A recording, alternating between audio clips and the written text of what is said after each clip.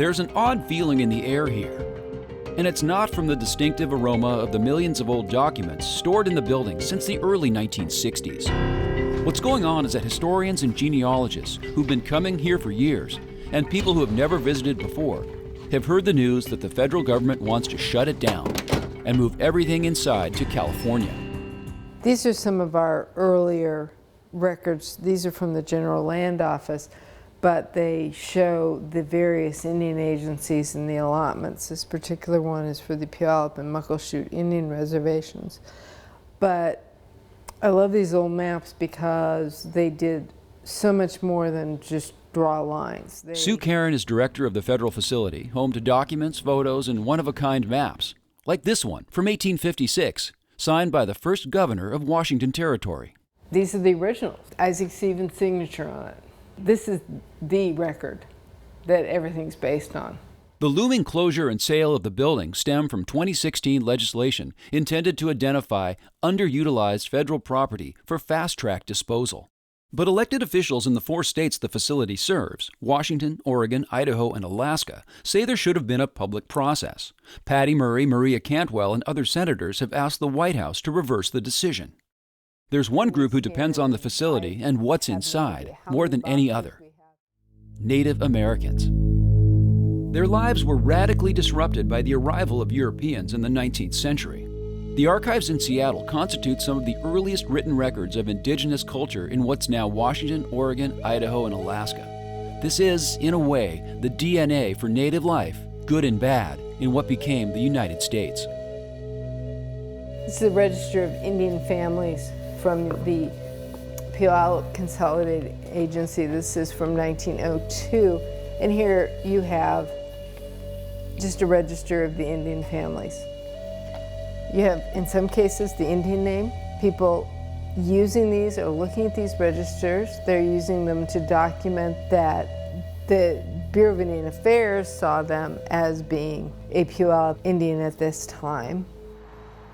In the months they were considering closure of the Seattle facility, the federal government didn't consult with any of the 272 tribes in the 4 states. You know, I think they dropped the ball. You know, there's such a huge impact of this decision without consulting those who are affected. You know, this affects not just tribes. This affects every citizen in Washington, Oregon, Idaho, Alaska.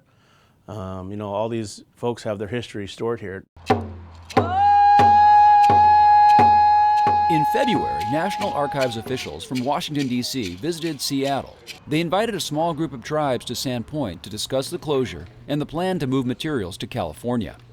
But no one from the national office would talk to us on camera about the closure, or about the lack of public process, or talking to tribes like this before the decision was made. Well, I'm glad you guys are here. Demonstrators outside made their feelings very clear. My ancestors are in here. Please don't take them away from me.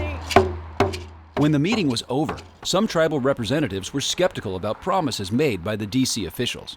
I hate to say it, but it's, 165 years later after the treaty signing, things were promised by the federal government, and like the hospital and a school, and it took many years. So it is my feeling that it'll be the same process again. Archival documents, the actual original paper, not just digital copies, means something more to Brandon Raynon. And be able to see, capture in that document the feelings that our ancestors must have felt.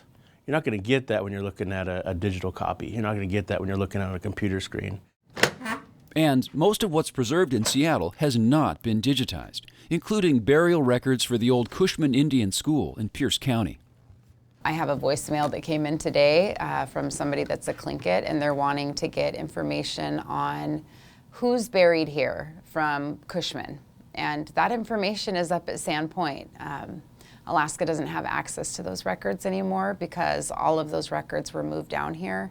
So we act as a resource. They reach out to us and we're able to give them that information so that they know where their ancestors are.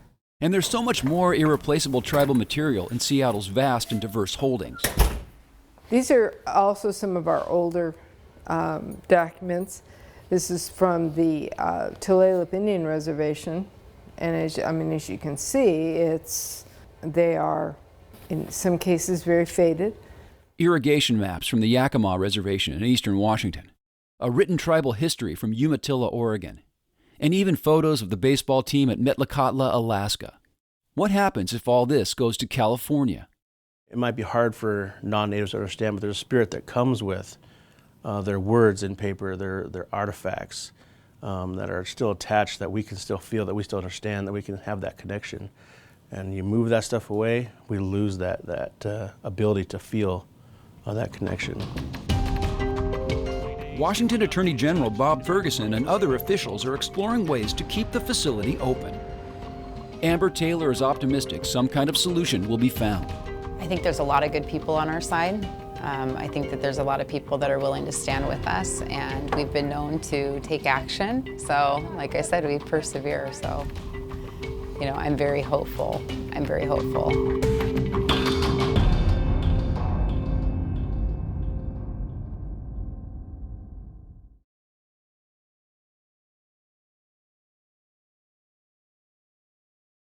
Watch CityStream Thursday nights at 7 on the Seattle channel, or get video on demand and podcasts anytime at seattlechannel.org.